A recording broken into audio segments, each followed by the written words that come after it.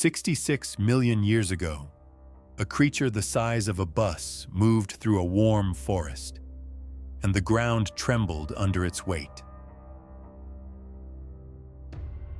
It had no idea it was living in the final days of an age that had lasted longer than almost anything in Earth's history.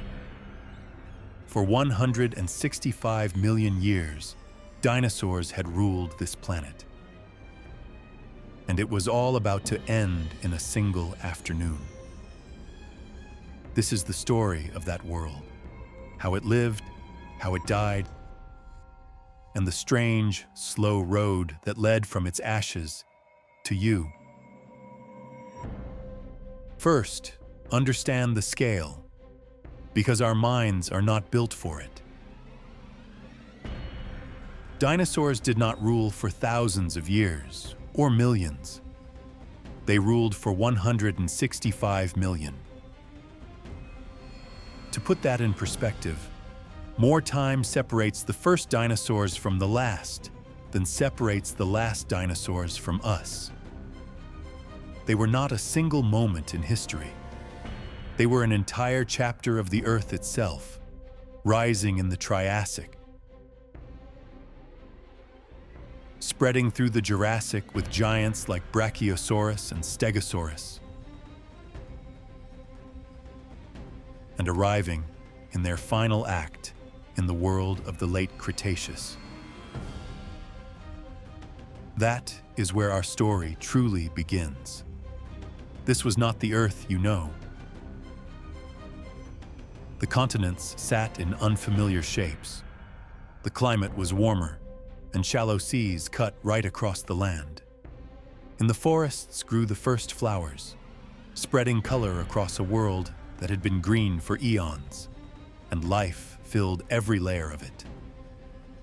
On the ground walked Triceratops, with its great bony frill, and the most famous hunter that ever lived. Tyrannosaurus rex, with a bite force unmatched by any animal on land before or since. But the dinosaurs were never alone. In the seas swam enormous marine reptiles, mosasaurs longer than a school bus, ruling the water as fiercely as anything ruled the land. And above, the skies belonged to the pterosaurs, some with wingspans as wide as a small airplane, gliding over a planet that had never known a human footprint. It was a world of abundance, but not of ease. Every living thing was caught in the same ancient contest: to eat and to avoid being eaten. Herds of plant eaters stripped the forests and migrated with the seasons. Predators stalked the weak and the young. A hatchling dinosaur, breaking out of its shell, faced a world where most of its kind would not survive to grow. Disease, drought, competition, and the constant pressure of survival shaped every generation. For 165 million years, this balance held. Life adapted, diversified, and endured through everything the planet had thrown at it. Nothing in their world suggested an ending.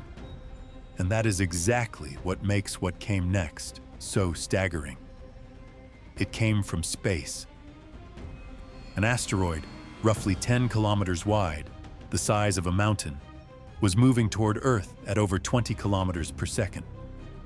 There was no warning a dinosaur could understand. In the final seconds, the sky would have brightened. Then it struck in what is now the Gulf of Mexico, with the force of billions of atomic bombs. The impact punched a crater over 150 kilometers across and threw a wall of rock, dust, and molten debris high above the atmosphere. Anything near the impact was gone instantly, but the asteroid itself was only the beginning. The real killer was what happened next. The debris thrown into the sky rained back down as glowing hot particles, heating the atmosphere and igniting fires across the continents. Then came the cold. Dust and soot filled the air and blocked the sun. not for days, but for months, perhaps years. In that darkness, plants could no longer photosynthesize. They withered. The plant eaters that depended on them starved, and the predators that depended on the plant eaters starved soon after. The collapse moved up the food chain like a falling row of dominoes. It is likely the impact didn't act entirely alone. Earth was already under stress from enormous volcanic eruptions in what is now India, pumping gases into the air for thousands of years. But the asteroid was the blow the living world could not survive. When it was over, around 3/4 of all species on Earth were gone, including every dinosaur, except one branch that had taken to the air. We call them today birds. Picture the Earth in the years after. Quiet, the great forests reduced to ruins, the towering giants gone, the seas emptied of their monsters. For the first time in over 100 million years, the planet had no rulers. But life does not surrender. In the wreckage, small things had survived, creatures that could hide underground, eat almost anything, and need very little to live. Among them were the mammals, small, furry, unremarkable, who for the entire age of dinosaurs had lived in the shadows, scurrying in the dark to stay alive. Now the shadows were empty, and the world, slowly, was theirs to inherit. Healing took time on a scale that dwarfs all of human history. Within a few million years, a blink in geological terms, but longer than humans have existed, the forests returned, greener and denser than before. Flowering plants spread further, and with them came insects and the animals that fed on them. Freed from the dinosaurs that had kept them small, the mammals began to grow and to change. Some returned to the sea and became the ancestors of whales. Some took to the trees. Others grew large and powerful, filling the empty roles the dinosaurs had left behind. As the Earth's climate shifted and cooled over millions of years, vast grasslands spread across the continents. A new kind of world, one that had never existed in the age of the dinosaurs. And on those grasslands, a new chapter of life would be written. In the recovering forests, one group of mammals made a quiet choice that would change everything. They stayed in the trees. They were the primates, small, clever, with grasping hands and forward-facing eyes built for judging distance among the branches. For tens of millions of years, they evolved in the canopy. But the world kept changing. As forests in Africa gave way to open grassland, some of these primates came down from the trees and began to walk on two legs, freeing their hands. Their brains grew. They learned to use tools, to cooperate, to understand the world around them in ways no creature ever had. The road from a tree-dwelling primate to a human was long, and it had no destination in mind. Evolution was not aiming at us. We are simply what one branch of survivors became.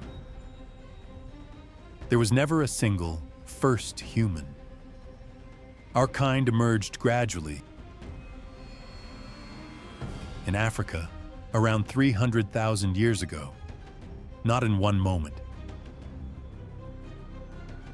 but across countless generations, each almost identical to the one before. But somewhere in that long dawn, a threshold was crossed. Imagine one of them, standing at the edge of a grassland at dusk, anatomically like you, looking out at the same kind of world under the same stars, and doing something no creature on Earth had ever truly done before, wondering, asking why. Where did the world come from? What are those lights in the sky? What happens when we die? That spark of curiosity, lit on an African plain, is the same one burning in you right now. So consider the chain that had to hold for you to exist. Dinosaurs ruled for 165 million years and might have ruled forever. But a single asteroid, arriving on a single afternoon, cleared the stage. In the ruins, the small and the overlooked inherited the Earth, and across 66 million years of darkness and recovery and slow, blind change,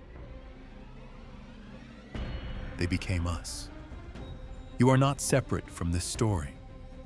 You are its latest chapter, the descendant of the survivors, made of the same stardust as the asteroid that started it all, which leaves one final, humbling thought.